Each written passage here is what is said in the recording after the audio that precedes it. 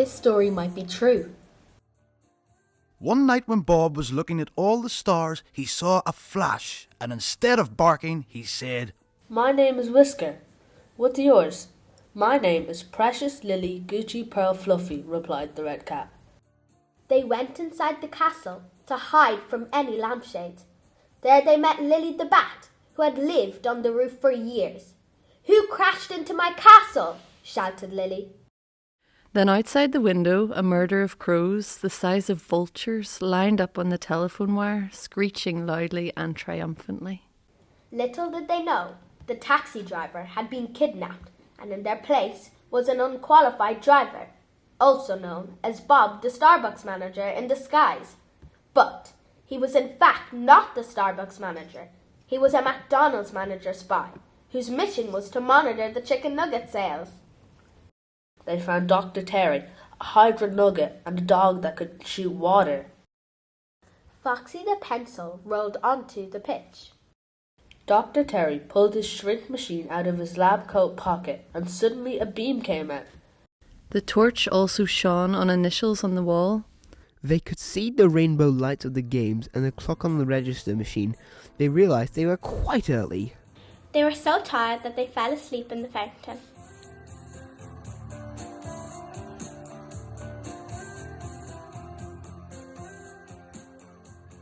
Cuckoo walked confidently towards the building because he had night vision.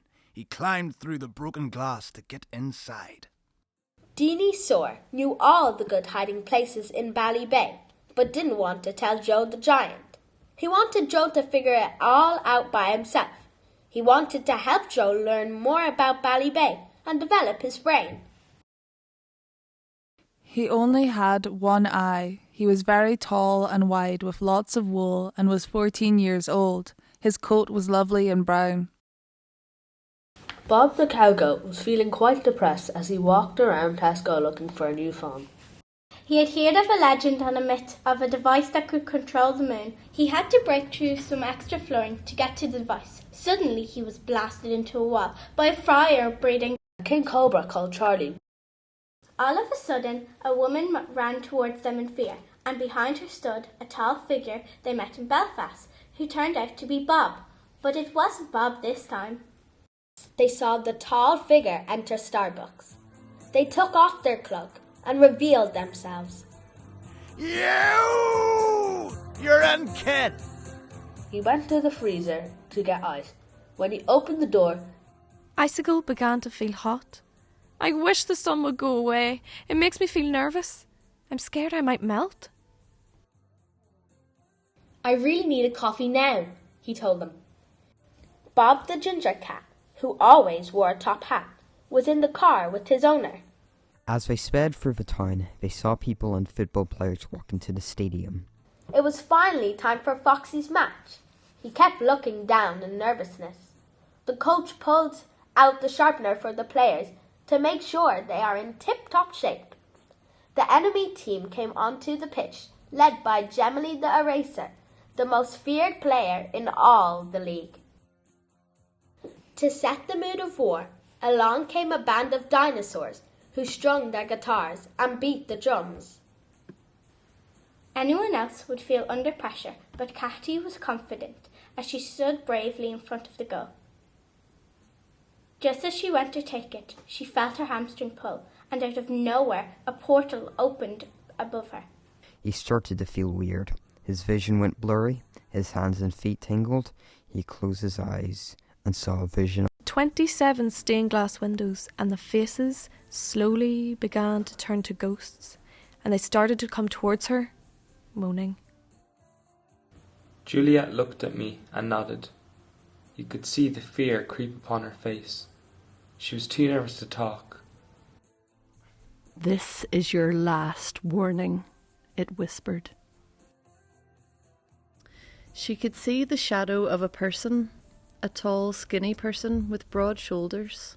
She was petrified, and she knew she must have been hit with something. She pulled me into a portal in the form of an enlarged blue eye. I grasped the edge of the windowsill and climbed through. So I reached over with one of my hands. Dizziness struck my head upon entering. I started falling. and I kept falling. There they found a giant lampshade sitting on the windowsill. Underneath the hood was a 10-year-old girl standing on stilts. She wore a wig and glasses, but that did not fool Jamal. She was feeding the baby popcorn.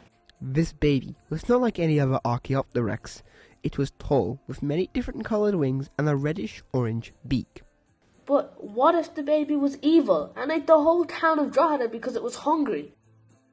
Libby the Hydra jumped into action and munched on the chicken nugget. She began to turn into a chicken nugget Hydra. Cheeseman and Cheesewoman were so angry that they turned into blocks of mouldy cheddar and blue cheese. I dare you to get into the rocket and fly to the moon to get the best cheese in the universe. He flew over to West Street and headed into Penny's to get some panda clothes. While he was shopping, his gears broke down halfway and he started to fall, but he was caught midway by an astronaut who flew out of the school bag. Down below, Bobby stood up, wiped the dirt off his knees and looked around. He saw a mobile phone lying there. He picked it up and read the message on the screen.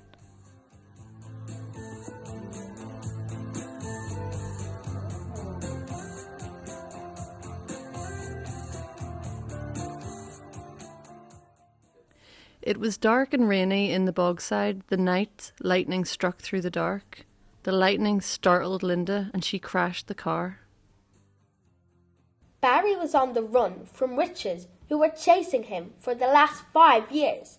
He was part of a top-secret get-rid-of-witches agency.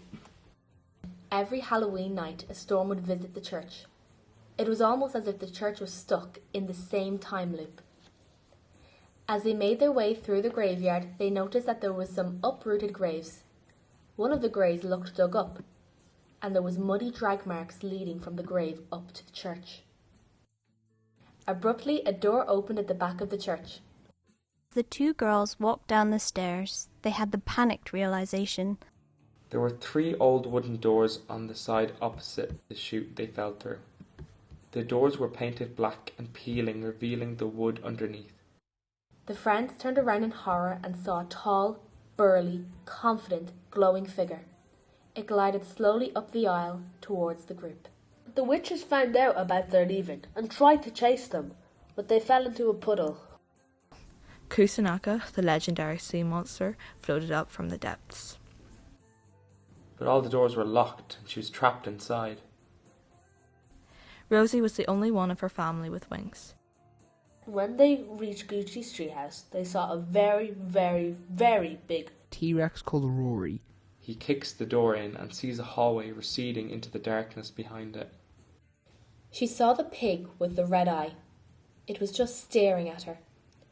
It started to charge towards her. As it ran, it started to rise up onto 2 legs.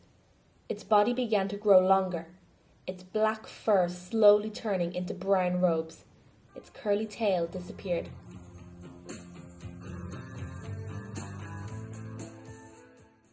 A storm blew all the leaves inside and the rain got everybody wet. The balls of the ball pit burst through the net and they tripped everybody up. They stole all the trampolines and set up headquarters in Cuchulain's castle. There they shaped the trampolines into catapults. The girl opened a portal. The glitter gathered into a tornado that threatened to blow up the coffee shop. It was so strong, it forced the people out of the coffee shop, where they could only see feathers, a beak, and purple gills. The KFC chef looked worried. The kitchen was hot, and now he had to make a lot of food. Peely and Shellboy had a special gun. They fired at the magician and turned him into chocolate cake. It was scrumdiddly-umptious. The gang took Burgerman and Lady Rock to Oldbridge to celebrate Burgerman's birthday party and to apologise to him for taking a bite. They could take a walk and look over the River Boyne. But somehow they didn't fall into the water. Holly realised Samantha was holding them up by controlling the water with her hands. They all went to Drogheda Leisure Centre for a swim, but Whiskers still had a fear of the water, so they made their way over to Claire's to get some matching accessories. But he should go into Penny's. They had a sale on handbags. Jonathan and Whiskered spotted a man on one of the jet skis wearing a lampshade hat. But when they saw him return, he had to come up with a plan. They plunged the mouse at the front door. Squeak! Reluctantly, everybody stopped singing, and the scowling ticket collector glitched out of reality and fell through the ground and landed in the Infinite Complex. Both Andy and Speedy McGee cried tears of joy and started to make snow angels. Kusanaka slashed the ship with its tentacles. Slowly, the HMS Botanic started to sink. The purple hat started to sing, "Don't worry, be happy." He had more self-confidence and he was happier. The owl had helped him discover his true wisdom.